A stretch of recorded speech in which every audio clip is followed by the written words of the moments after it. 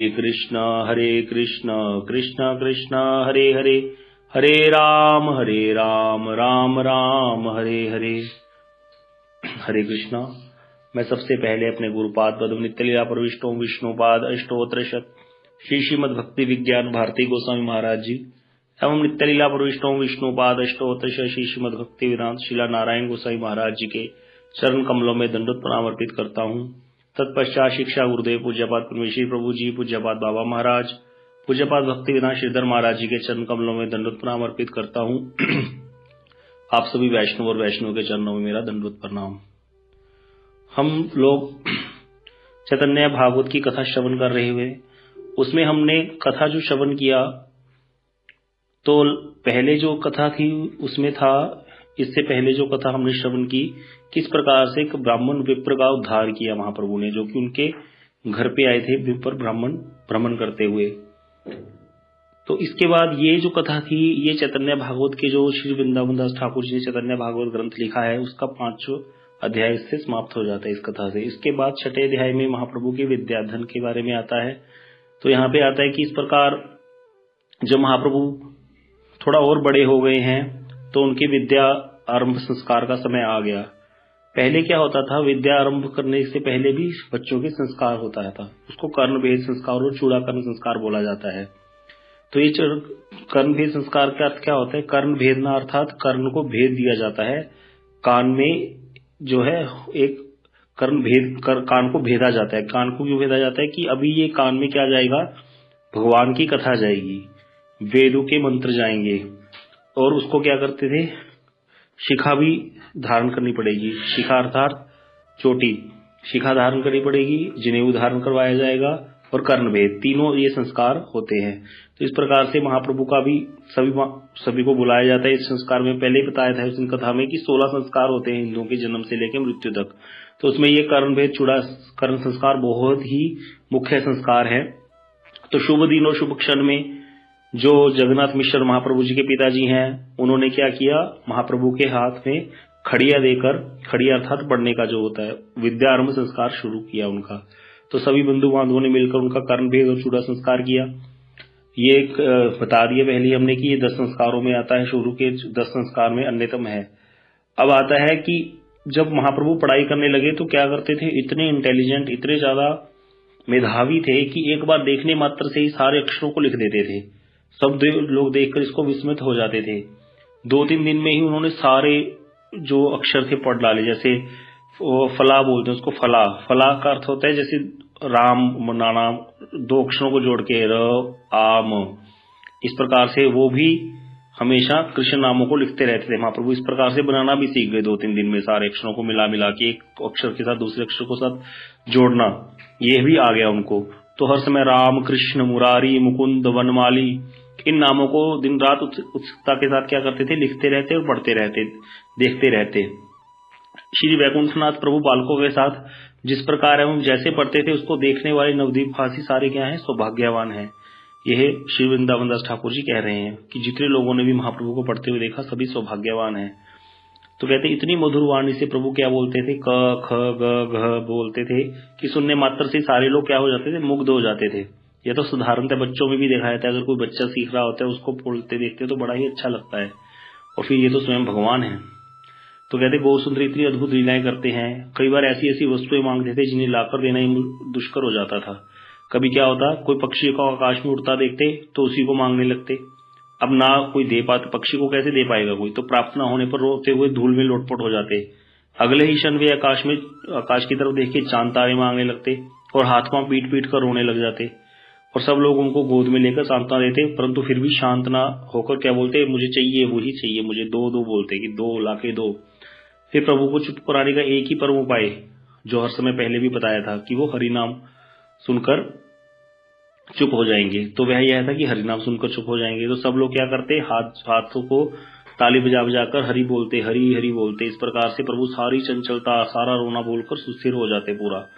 और ऐसी उनकी प्रीति देख के हरिनाम के लिए, कि भगवान के नाम के प्रति इतनी प्रीति, तो ऐसी प्रीति देख के सब लोग बड़े आश्चर्यचकित हो जाते। और जगन्नाथ मिश्र का घर भी वैकुंठ जैसा बन जाता, क्यों हर समय हरि नाम कीर्तन हो रहा है।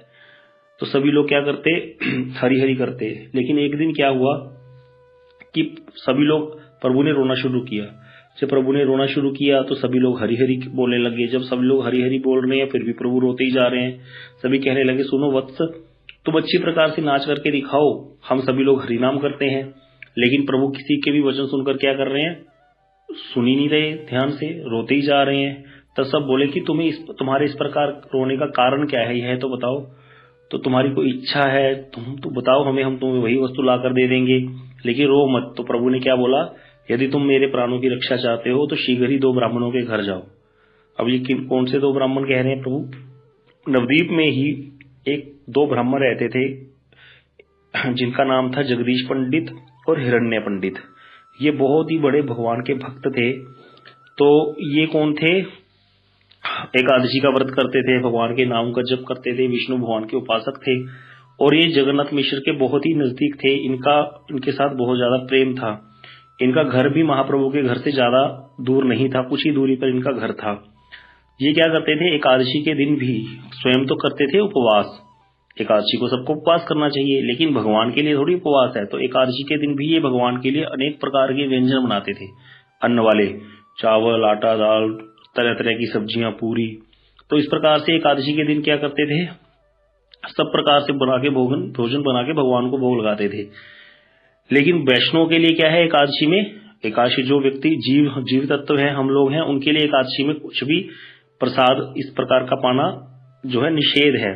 तो हम लोगों को एकादशी करनी है, लेकिन भगवान के लिए सब कुछ बनेगा। अब आता है प्रश्न कि क्या हम लोगों को भी ऐसे करना चाहिए? जो लोग अभी हम घर में एकादशी रखनी शुरू की है, तो क्या भगवान के लिए अलग से बनाए? तो गुरुजी कहते थे नहीं करना चाहिए ऐसे, नहीं तो फिर हमारा सारा समय इन्हीं चीजों में चला जाएगा। पहले भगवान के लिए बनाएंगे, फिर रसोई को शुद्ध करेंगे, दोबारा अपने लिए थोड़ा बहुत एकादशी वाला बनाएंगे। तो इतना ज्यादा हमारा इतना भी अधिकार नहीं हुआ, इतना प्रेम नहीं हुआ भगवान के साथ। जिस दिन वो अवस्था आ जाएगी तो अपने आप होगा वो। तो इसीलिए पहले अभी जब कोई भी व्यक्ति एकादशी करता है, उसको उस दिन एकादशी वाला ही बना के उसी का भोग लगा के उसी को पा लेना चाहिए। इसके लिए ज्यादा चिंता नहीं करनी चाहिए। तो इस प्रकार जब वहां, लेकिन हिरण्य पंडित और जगदीश पंडित क्या कर रहे हैं, अपने घर में अनेक प्रकार के व्यंजन बना रहे हैं, क्योंकि वो भगवान के शुद्ध भक्त हैं। और इस प्रकार से जब भगवान के लिए व्यंजन बना रहे हैं, और इधर चैतन्य महाप्रभु ने रोना शुरू कर दिया। बोल रहे हैं जगदीश पंडित है और दूसरा हिरण्य पंडित है, वो दोनों बड़े भागवत हैं, उन दोनों के स्थान पर मेरी एक अभिलाषा है। आज उन दोनों का तो एकादशी का उपवास है, लेकिन उन्होंने विष्णु के लिए बड़े नैवेद्य तैयार किए हैं। तो आप अगर वो सारे नैवेद्य मुझे भोजन करने के लिए ला दो तो मैं शांत होकर जाऊंगा, रोना बंद कर दूंगा। अब यह सब, इस असंभव बात को सुनकर शची देवी जो है वो खेद प्रकट करती हुई बोली, ये ऐसी बातें कहता है जो लोक और वेद में कहीं पर भी नहीं है। बताओ ऐसे कैसे, कौन पंडित, कैसे हम उनके घर से लेके आए, उनको तो किसी को पता भी नहीं है ये बात। सब लोग ये बात हैरान हो रहे थे सुन के कि इनको ये महाप्रभु को ये कैसे पता है कि उनके घर में इतना कुछ बना है। तो बालक के वचनों को सुनकर सभी हंसने लगे। सबने कहा, वत्स जो तुम चाहते हो वही ला देंगे, लेकिन रोना तो बंद करो। अब क्योंकि अभी बताया था कि जगन्नाथ मिश्र के वो बहुत ही खास थे, उनके साथ उनका बड़ा ही प्रेम था, मित्र व्यवहार था जगन्नाथ मिश्र जी के साथ उन ब्राह्मणों का। इसीलिए उनको जो है लोगों ने जाके सारी बात बता दी। जब उन्होंने ऐसे महाप्रभु के वाक्यों के बारे में सुना तो दोनों ब्राह्मणों का जो शरीर था, कहते हर्ष से भर गया। मतलब वो बड़े ही प्रसन्न हुए और बोले, ये तो बड़ी ही अद्भुत कहानी है। अरे उसकी, ऐसे बच्चे की तो आज तक ऐसी कभी बुद्धि नहीं सुनी। हम अब समझ पाए हैं कि यह बालक परम रूपवान है, इसके लिए इसके शरीर में भगवान का अधिष्ठान है। वो दोनों बोलते हैं, अरे इसके बालक के शरीर में नारायणी क्रीड़ा कर रहे हैं, वही इसके हृदय में बैठकर ऐसे वचन बोल रहे हैं। उन दोनों वैष्णवों ने बोला। इस प्रकार मन में भावना करके दोनों ब्राह्मणों ने क्या किया, अत्यंत प्रसन्न होकर सारा नैवेद्य लाकर प्रभु जी को दे दिया, ठाकुर जी को लाकर महाप्रभु को दे दिया। दोनों ब्राह्मणों ने कहा, वत्स नैवेद्य खाओ, हमारा कृष्ण की सेवा का उद्देश्य आज सिद्ध हो गया, आज हमें सिद्धि प्राप्त होगी, क्योंकि आपके द्वारा कृष्ण ही हमारा नैवेद्य को ग्रहण कर रहे हैं। क्योंकि कृष्ण की कृपा होने से ऐसी बुद्धि होती है, भगवान के दास के अतिरिक्त ऐसी किसी भी की भी ऐसी बुद्धि नहीं हो सकती। इस प्रकार जब कहते, जिन चैतन्य गोसाई के लोमकूप में, जिन महाप्रभु के एक लोम के कूप में, मतलब शरीर के एक बाल में क्या है, अनंत ब्रह्मांड निवास करते हैं, उनको भक्ति के बिना कोई जान सकता है? कोई नहीं जान सकता। इस प्रकार क्या कर रहे हैं प्रभु, एक ब्राह्मण के बालक के रूप में क्रीड़ा कर रहे हैं। जो उनके जन्म जन्म के ये दोनों दास है ना, हिरण्य और जगदीश, आज प्रभु इन लीलाओं के द्वारा उनको आनंद प्रदान कर रहे हैं, उनका नैवेद्य ग्रहण कर रहे हैं, उन पर अपनी कृपा का वर्षण कर रहे हैं। इस प्रकार सारे उपहारों को प्राप्त करके प्रभु को बड़ा ही संतोष हुआ और सब में थोड़ा थोड़ा सा उन्होंने भोजन कर लिया। अब हर्ष के साथ भक्त प्रदत्त उपहार प्रदान करते हैं और अपनी इच्छा से प्रभु क्या करते हैं, प्रभु की प्रबल इच्छा जो थी ये शांत हो गई। तो सभी लोग आनंद से हरि हरि बोलने लग गए। प्रभु फिर अपने कीर्तन में नाच रहे हैं और खा भी रहे हैं।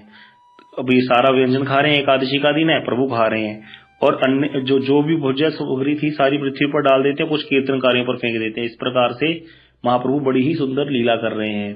तो कहते हैं जिन प्रभु की महिमा को वेद पुराण आदि भी बखान करते हैं वो भी उनका पार नहीं पाते, वही प्रभु क्या कर रहे हैं, शची मैया के आंगन में खेल रहे हैं। प्रभु विशंबर जब चांचल्य रस में डूबते हैं, इतनी चंचलता प्रभु दिखाएंगे, सब चंचल बालक जो है उनके साथ आके मिल जाते हैं उनके घर में और वो सब भी वहां पे आके चंचल्य प्रदर्शित करते हैं अपना। इस प्रकार चपलता करते करते अनेक स्थानों पर गिर पड़ते, कोई भी उनको पकड़कर नहीं रख पाता था। सारा दिन ऊधम मचा के रखते थे पूरा। जब कभी अन्य बालकों को देखते तो उनसे कौतुक करने लगते और वे बालक भी परिहास करते, तब आपस में विवाद हो जाता। कई बार क्या होता, प्रभु पक्ष के सब बालक प्रभु के बल से जीत जाते और अन्य बालक हार कर चले जाते। तो इस प्रकार से जो भी प्रभु के पक्ष के बालक होते थे वो जीत जाते थे। तो सबको होता था कि हम प्रभु का पक्ष ही लें। तो कई बार आपस में बहुत ज्यादा विवाद भी हो जाता था और कई बार लड़ाई भी हो जाती थी इनकी आपस में बच्चों की। और कहते महाप्रभु क्या करते थे, इतना खेलते थे बालकों के साथ कि उनके शरीर पर धूल लग जाती। लिखने की स्याही जो होती है, जब बच्चे लिखते, छोटे बच्चों को भी देखा होगा पहले, हमारे साथ तो बहुत होता था ऐसे, तो वो स्याही जो थी वो सारे शरीर पे बिंदु लग जाते थे लिखते लिखते और छींटे पड़ जाते थे। तो उनकी शोभा बड़ी ही मनोहारी नहीं होती थी। पढ़ सुनकर प्रभु मध्याह्न में क्या करते थे, बीच में दोपहर के समय आनंदपूर्वक बालकों के साथ गंगा स्नान के लिए चले जाते और गंगा में डुबकी लगाकर क्या करते, एक दूसरे के ऊपर, बालकों के ऊपर जल फेंका फेंकी करते थे। इस प्रकार बहुत ही सुंदर सुंदर महाप्रभु लीलाएं कर रहे हैं नदिया में, नदिया अर्थात नवदीप धाम में। यहाँ पे एक बात समझने वाली है, जो यहाँ पे महाप्रभु ने एकादशी के दिन इतना नैवेद्य ग्रहण किया, इस लीला के माध्यम से प्रभु ने यह भी दिखाया है कि ये जो एकादशी का व्रत है यह सब जीव पक्ष के लिए है, भगवान के लिए नहीं है। यद्यपि जब महाप्रभु अभी आगे महाप्रभु की मध्यखंड की लीला हुई है, तो आदि खंड की लीला चल रही है महाप्रभु की 24 साल तक की। उसके बाद की लीला जो आएगी महाप्रभु की, जब महाप्रभु संन्यास ले लेते हैं या उससे पहले जब कीर्तन शुरू कर देते हैं नदिया में, जब महाप्रभु गंभीर हो जाते हैं। अभी तो चंचल निमाई की कथा चल रही है, जब महाप्रभु गंभीर हो जाएंगे, भक्त बन जाएंगे, उस समय जब महाप्रभु भक्त बन जाते हैं, उस समय महाप्रभु ने कभी ऐसा प्रदर्शन नहीं किया। उस समय महाप्रभु क्या करते हैं, हर समय एकादशी का व्रत करते हैं, एकादशी के दिन कुछ भी ग्रहण नहीं करते। यह बात जगन्नाथपुरी में हुई थी। जगन्नाथपुरी में क्या हुआ, एक बार महाप्रभु के सामने पंडों ने लाके जगन्नाथ भगवान का भोग रख दिया। तो भोग के लिए ऐसा नियम है कि प्राप्ति मात्रेन भोक्तव्यम, कि जैसे ही भोग मिले उसको उसी समय ग्रहण करना चाहिए, नहीं तो अपराध होता है। अब जगन्नाथ में जो मंदिर के पंडित थे उन्होंने सोचा कि अब महाप्रभु तो भगवान है, अगर महाप्रभु भगवान है तो वो प्रसाद को कभी भी इस प्रकार से अपमान नहीं कर सकते। तो आज वो अगर प्रसाद ग्रहण कर लेंगे ये, तो फिर सब लोग एकादशी नहीं रखेंगे। जैसे महाप्रभु के अनुगत्य में जितने भी लोग थे वो सब एकादशी रखते थे। तो इस प्रकार से वहां तो आज भी ऐसा सुनने में आता है, लोग बोलते हैं कि जगन्नाथपुरी में जाके जो व्यक्ति चावल खा लेता है उसको एकादशी करने की जरूरत नहीं है, वहां एकादशी को बंदी बना के रखा हुआ है, इस प्रकार की बातें। तो महाप्रभु ने वहां पे लेकिन क्या किया, इस चीज को स्थापित करने के लिए क्या किया, जब उनके सामने प्रसाद आया तो जगमोहन में महाप्रभु ने, जगन्नाथ जी के मंदिर के सामने जगमोहन है जहाँ पे, वहां पे प्रसाद को रखा और उसके साथ साथ उसकी परिक्रमा करनी शुरू कर दी। तो एकादशी के दिन परिक्रमा करी शुरू, और ऐसे करते रहे सारी रात बीत गई। अगले दिन जब सुबह द्वादशी आई, पारण का समय आया, तो महाप्रभु ने बैठ के प्रसाद को प्रणाम करके पारण कर लिया उससे, लेकिन अपना एकादशी का नियम नहीं तोड़ा। यह महाप्रभु ने यहाँ पे जो लीला की, वहां पे जगन्नाथपुरी में वो कौन सी लीला की है, एक साधक की, एक भक्त की, कि एक भक्त कभी भी एकादशी को कुछ ग्रहण नहीं करेगा। कैसी भी परिस्थिति में वो प्रसाद भी आ जाए चाहे सामने, उसको ग्रहण नहीं करेगा, उसको प्रणाम करके उसका सम्मान कर देंगे। लेकिन उसको लेके रख लो, अगर प्रसाद कोई देता है उसको अगले दिन प्रसाद पालो, लेकिन एकादशी के दिन कुछ भी ग्रहण नहीं करना चाहिए अन्न का। लेकिन आज जो यहाँ पे लीला कर रहे हैं महाप्रभु बालकों के साथ, जो बालकपन में अभी छोटे, यहाँ पे महाप्रभु ने अपना ऐश्वर्य प्रकट किया कि मैं प्रभु हूँ, मुझे इस प्रकार से कोई नियम नहीं है। भगवान को एकादशी या ये सब कुछ भगवान के लिए नहीं है, इसीलिए वहां पे भगवान ने ये साबित किया है। तो इस प्रकार से ये लीलाएं थोड़ी समझनी भी पड़ेगी, नहीं तो क्या होता है, कई बार हम लोग भी ऐसे करते हैं कि देखो, अरे बच्चा है अपने घर में कोई, उसको दे दो ना खाने को, महाप्रभु ने भी तो खाया था, ऐसा नहीं होता। हमारे घर का जो बच्चा है वो भगवान नहीं है, वो बच्चा है, वो जीव है, उसको हमें एकादशी कराना सिखाना पड़ेगा। अगर हम नहीं सिखाएंगे तो कौन सिखाएगा। अगर हमने ऐसी लीलाएं सोच के, कई लोग अपने बच्चों को नाम भी ऐसे रख देते हैं अगर भगवान के नाम पे, तो उनको भगवान ही मानने लग जाते हैं। यह बहुत बड़ी गलती होती है। हमारे बाबा इस पे बहुत बोलते थे कि बच्चा है, लोग बोलेंगे महाराज जी क्या बताएं, थोड़ा सा कीर्तन करते हैं तो ताली बजाता है, तो कहते हैं हम हंसते हैं। बाबा कहते हैं हम हंसते हैं कि देखो प्रहलाद जी पैदा हो गए, वही बच्चा बाद में देखा जाता है क्या क्या करता है बड़ा होके। तो इसीलिए बच्चों के ऊपर पूर्ण रूप से शासन जरूरी है और उनको अच्छे मार्ग पे चलाना, इसके लिए ये सारा कर्तव्य माता पिता का ही है। उसको अच्छे संस्कार दें, ना कि अपने मुंह में पढ़कर हम उसका जो है गलत रास्ते पे उसको चला दें। इस प्रकार से यहाँ पे कई लोगों को ऐसा देखा जाता है कि बोलते हैं जी ये भी तो गौर सुंदर ही है, ये भी तो कान्हा जी ही है, ये खा लेगा तो क्या होगा। नहीं, शास्त्र में बोला गया है 5 साल से लेके 85 साल तक सबको एकादशी रखनी चाहिए, तो वो सबके लिए ही फॉलो कर उसको करना बनता है। शास्त्र की बात है। अभी हम गंगा स्नान की बात कर रहे थे, तो महाप्रभु क्या कर रहे हैं, गंगा के जल में क्या करते हैं, डुबकी लगाते हैं, कभी किसी के ऊपर जल फेंकते हैं, बहुत ही सुंदर लीलाएं कर रहे हैं वहां पे। तो कहते वहां पे क्या था कि कितने ही वहां पे लोग और भी जो है स्नान करने आए हुए थे। स्नान करने के लिए कितने ही लोग आए हुए थे, गृहस्थ आए हुए थे, कोई सन्यासी आए हुए थे, कोई लोग शांत आराम से बैठ के जो है वहां पे स्नान कर रहे हैं। सब बालकों को साथ लेकर प्रभु क्या कर रहे हैं, गंगा जी में तैरते हैं और वहां पे क्या करते हैं, पल में डुबकी लगाते हैं और पल में दूसरी तरफ दिखाई देते हैं, कभी ऊपर दिखाई देते हैं पानी के। इस प्रकार अनेक प्रकार की लीलाएं कर रहे हैं। तो अब क्या कहते हैं, जब महाप्रभु गंगा जी में स्नान कर रहे हैं, ये कौन है, स्वयं भगवान है। जब उन गंगा जी में स्नान कर रहे हैं, अब गंगा जी कौन है, भगवान के चरणों का जल, ये चरणोदक है भगवान का।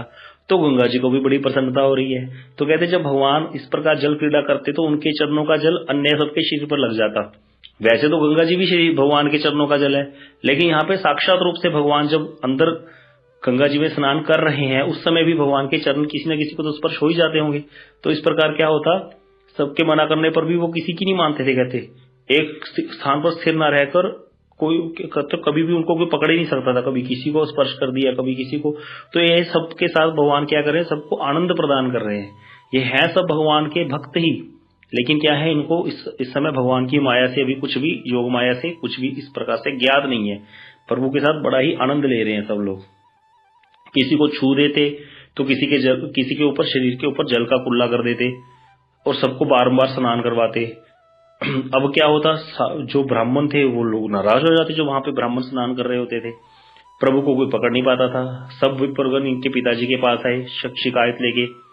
तो सबने कहा, हे सब जो ब्राह्मण है शिकायत लेके महाप्रभु जी के घर में आए, जगन्नाथ मिश्र जी के पास आए हैं और वहां पे आके बोलते हैं, सुनिए सुनिए, हम सब आपके पुत्र के अन्यायपूर्वक व्यवहार की बात सुनाते हैं, जिसके कारण हम लोग अच्छे प्रकार से गंगा जी में स्नान भी नहीं कर पाते। तो वहां पे वो लोग अलग अलग व्यक्ति बोल रहे हैं। तो कोई कहता है कि वह क्या करता है, जल फेंक कर हमारा ध्यान भंग कर देता है, कि वहां पे बैठ के मैं जब गंगा जी में कोई आरती कर रहा होता हूँ, संध्या वंदन कर रहा हूँ, तो हमारे ऊपर गंगा जी का जल फेंक देता है। तो फिर कहता है, अरे तुम किसका ध्यान करते हो। वो बोलता है ब्राह्मण की, ये हमें ऐसे बोलता है निमाई कि तुम किसका ध्यान करते हो, कलयुग में मैं ही प्रत्यक्ष नारायण हूँ। देखो भगवान क्या बोल रहे हैं, सच बोल रहे हैं, लेकिन वो समझ नहीं पा रहे। तो इतने में एक व्यक्ति बोलता है, दूसरा व्यक्ति, अरे ये मेरा शिवलिंग चुरा लेता है।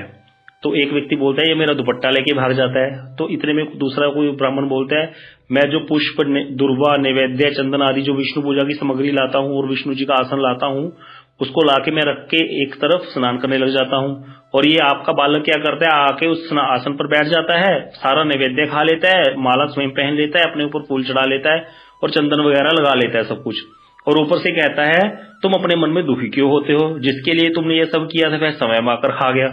अब महाप्रभु यहाँ भी क्या कर रहे हैं, सच ही बोल रहे हैं, वो तो स्वयं कृष्ण ही तो है, लेकिन वो माया के कारण भगवान की नहीं समझ पा रहा। इतने में फिर कोई एक ब्राह्मण कहने लगा, जब मैं गंगा जी में खड़ा होकर संध्या कर रहा होता हूँ तो यह डुबकी लगाकर मेरे पैर पकड़कर खींच ले जाता है, मगरमच्छ से करता है। तो कोई कहने लगा, अरे मेरे पुष्प चैन पात्र और धोती को भी उठा के ले जाता है। इतने में कोई कहने लगा, मेरी गीता की पोथी को चुरा के ले जाता है। अब अनेक और एक प्रकार से कितनी ब्राह्मण है, इतने ब्राह्मण जो यहाँ गंगा जी में स्नान करे, तो महाप्रभु सबको तंग करते थे, किसी को किसी प्रकार से। तो इस प्रकार सब लोग आके जगन्नाथ मिश्र जी उनके पास महाप्रभु की शिकायत कर रहे हैं। तो इतने में एक व्यक्ति बोलता है, मेरा लड़का तो बहुत ही छोटा है, ये क्या करता है, उसके कान में जल डाल देता है, जिससे बच्चा बड़ा ही रोता है। इतने में एक व्यक्ति और आया, बोला मेरी पीठ पर पैर रखकर कंधे पर चढ़ जाता है और बोलता है मैं महेश हूं, ऐसा कहकर गंगा में कूद जाता है। फिर इतने में एक और व्यक्ति आता है, बोलता है मेरे पूजा के आसन पर स्वयं बैठ जाता है और नैवेद्य खाकर आप ही विष्णु पूजा करने लग जाता है। कहता हम जब स्नान करके ऊपर उठते हैं तो हमारे शरीर के ऊपर रेत डाल देता है और जितने भी चंचल बालक है वे सब इसके साथ रहते हैं। कभी कभी स्त्रियों के और पुरुषों के कपड़े बदल कर रख देता है, जिनको पहनते समय सब लज्जा से विकल हो जाते हैं, सबको बहुत लज्जा आती है। इस प्रकार से अलग अलग प्रकार से महाप्रभु क्या करते हैं, सबको तंग करते हैं, बहुत ही प्रकार की नाना प्रकार की क्रीड़ाएं करते हैं गंगा जी के किनारे। बड़ी ही सुंदर लीलाएं महाप्रभु ये कर रहे हैं नदिया में। अब ये सब लोग क्या कह रहे हैं, हे जगन्नाथ मिश्र आप हमारे परम बांधव हैं, एक दिन की बात नहीं है, यह प्रतिदिन ही ऐसा व्यवहार करता है, तभी तो हम कहने आए हैं। दो प्रहर तक मतलब 6-6 घंटे तक ये जल से बाहर ही नहीं निकलता। बताओ फिर इसका शरीर कैसे ठीक रहेगा, इसको कोई बीमारी हो जाएगी। उसी समय पड़ोस में रहने वाली बालिकाएं भी शची माता के पास आके क्रोधित होके आ गई। अब ये तो सारे आए थे ब्राह्मण जिनको महाप्रभु तंग करते थे। अब महाप्रभु कुछ स्त्रियों को भी तंग करते थे, लड़कियों को भी तंग करते थे, वहां पे बालिकाएं थी जो, तो वो बालिकाएं शची मैया के पास आगे क्रोधित होके, तो वो आके शची मैया को कहती हैं, हे ठकुरानी अपने पुत्र की करतूतें सुनिए, वह क्या करता है हमारे वस्त्रों को चुरा लेता है, हमसे बड़े ही बुरे शब्द बोलता है, जब कुछ उत्तर देती हैं तो ऊपर जल फेंक देता है और झगड़ने लगता है। अब देखिए ये लीलाएं कौन कर रहे हैं, चैतन्य महाप्रभु कर रहे हैं। अभी ये इतनी सुंदर लीलाएं हैं, अभी अगर जब आप आगे मध्याखंड की कथा सुनोगे तो ये लीलाएं सुनने को नहीं मिलेगी। तब महाप्रभु अपना ऐसा रूप प्रकट करेंगे कि उसको सुन सुन के हम लोग हैरान हो जाएंगे, कोई ऐसी भी भक्ति कर सकता है। लेकिन यहाँ पे प्रभु इसमें अपने जो प्रभु वाले रूप में आनंद पूर्वक लीलाएं कर रहे हैं, जैसे कृष्ण ने लीलाएं की हैं वृंदावन में, गोकुल में, इसी प्रकार महाप्रभु नदिया में लीलाएं कर रहे हैं। तो यह लीलाएं बहुत ही सुंदर है। हमारे इष्ट जो महाप्रभु हैं वो यही वाले स्वरूप वाले महाप्रभु हैं, जो आदि खंड की लीला में महाप्रभु की जो लीला चल रही है। तो इसलिए इन लीलाओं को सुन के बहुत ही आनंद लेना चाहिए, इसमें डूब जाना चाहिए।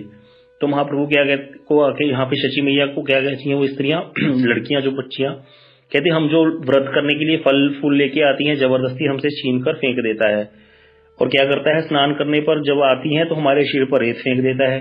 अन्य जितने भी चंचल बालक हैं वो भी इसके साथ रहते हैं। छिपकर आता है पीछे से और हठात कान के नीचे आके उच्च स्वर में चित्कार करता है। इतने में कोई कहती है एक लड़की की, आज इसने मेरे मुख पर कुल्ला कर दिया। फिर हम सबके बालों में आकर इसने क्या किया, एक फल होता है आकड़ा का फल, उसको चिपका दिया। वो चिपक जाए तो फिर उतरता नहीं है। तो कोई कहने लगी कि ये मुझे कहता है कि मुझसे तो यह विवाह करना चाहता है, कि मैं कहता है कि मैं मेरे से विवाह कर लो। इस प्रकार स्त्रियों को, बालिकाओं को तंग करते हैं महाप्रभु। और बोलती है वह प्रतिदिन ऐसा व्यवहार करता है जैसे तुम्हारा नुमाई कोई राजकुमार हो। भैया ऐसे तुम्हारा नुमाई व्यवहार करता है।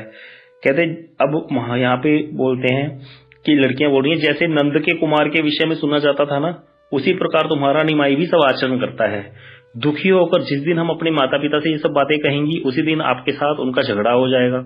ये बालिकाएं अब शची मैया को बोल रही हैं, इसलिए आप अपने छोटे बालों को झट से रोक दे। नदिया नगरी में ऐसा आचरण करना कभी भी अच्छा नहीं है। महाप्रभु की जननी ये बातें सुनकर बड़ी हंसती हैं शची मैया, और सबको गोदी से लेकर प्रिय बातें कहती हैं। आज मेरे निमाई के घर आने पर उसको बांधकर लाठी से मारूंगी, जिससे फिर वह उपद्रव नहीं करेगा। मैया शची मैया इस प्रकार से उनको ढांढस बताती है, और इस प्रकार वो सारी जो बालिकाएं आई वो शची मैया के चरणों को स्पर्श करके दोबारा स्नान करने के लिए गंगा पर चली गई। और प्रभु जिसके साथ जितनी भी चंचलता करते, वास्तव में उससे उन सबके मन को बड़ा संतोष होता था। हृदय से सब लोग बड़े सुखी होते थे, लेकिन बाहर से आगे शची मैया को या जगन्नाथ मिश्र जी को उल्हाना भी देते थे। वो इस प्रकार क्रोध का प्रदर्शन करते थे, लेकिन हृदय से प्रसन्न होते थे। यही महाप्रभु की, भगवान की ऐसी ही लीलाएं होती हैं। इसको समझना पड़ेगा कैसे। जैसे देखिए, एक होता है ऐश्वर्य, एक होता है माधुर्य। ऐश्वर्य का अर्थ होता है जहां पे हमें ये पता है कि भगवान है, जैसे नारायण भगवान है, तो हमारे हृदय में हर समय उनके स्वरूप को देखते ही ऐश्वर्य बुद्धि आ जाएगी। और माधुर्य किसको बोलते हैं? माधुर्य होता है जहां पे भगवान अपनी भगवत्ता का त्याग करके नरवत लीला करते हैं, बिल्कुल साधारण बालकों जैसी, उसको बोलते हैं माधुर्यमयी लीलाएं। तो जितनी भी भगवान की माधुर्यमयी लीला है उनके अंदर ऐश्वर्य तो निहित है ही है। अगर उन लीलाओं में ऐश्वर्य निहित ना हो, मतलब ऐश्वर्य निहित मतलब ऐश्वर्य तो उनके अंदर है ही, तभी वो लीलाएं सुंदर हैं, नहीं तो वो लीलाएं सुंदर नहीं है। कैसे? जैसे कृष्ण भगवान ने माखन चोरी की, गोपियों के वस्त्र चुराए। अगर कोई साधारण बच्चा ये बात करेगा तो उसको पुलिस पकड़ के ले जाएगी। 2-3 दिन तक लोगों को अच्छा लगेगा, कोई किसी के घर में बच्चा माखन चुराएगा, तीसरे दिन लोग उसको डांटेंगे, उसको पंचायत में बुला के खड़ा कर दिया जाएगा, उसके माँ बाप को डांटा जाएगा, उनको गांव से निकाल दिया जाएगा, क्योंकि वो बच्चा जो है बिगड़ जाएगा, ऐसा बोला जाएगा। लेकिन भगवान के केस में ऐसा नहीं हुआ, क्योंकि भगवान वो भगवान है। इसीलिए यहाँ पे क्या होगा, क्यों है वो भगवान, ये लीला सुंदर क्यों हो गई, क्योंकि यहाँ पे ये भाव आ जाएगा कि इतने बड़े होके की जिनके लिए ब्रह्मा रुद्र वरुणेन्द्र मरुदगण स्तुवंती दिव्य स्तुति, जिनकी ये सब लोग बड़ी बड़ी स्तुतियां करके जिनको प्रसन्न करने की चेष्टा करते हैं, नारद आदि जिनका गान करते रहते हैं, वो भगवान जिनको वेद कर्म सांग पद जो उपनिषदों में जिनकी गाथा गाई गई है इतने प्रकार से, जो बड़े बड़े योगी महायोगी जो इतनी प्रकार से जिनका ध्यान करते रहते, जिनको फिर भी पा नहीं पाते, जिनका नाम ले लेके लोग भवसागर से डरते हैं, वो भगवान क्या कर रहे हैं, इतनी सुंदर सुंदर लीलाएं कर रहे हैं। आज बिल्कुल क्या बन गए हैं, गवार बन गए हैं, इस प्रकार से आके चंचलता प्रकट कर रहे हैं। तो फिर वो लीलाएं बड़ी ही सुंदर लगती हैं। क्यों लगती हैं सुंदर, क्योंकि साधारण जीव को क्या लगता है इन लीलाओं को सुन के कि चलो प्रभु इतनी सुंदर लीलाएं कर रहे हैं, फिर शायद हमारा भी सौभाग्य तो है ही है, साथ साथ क्या पता प्रभु हम पर भी कृपा दृष्टि कर ले, क्या पता है प्रभु हम पर भी ऐसे निहार ले, या हमें भी इन लीलाओं में क्या करें, अपना संगी बना ले।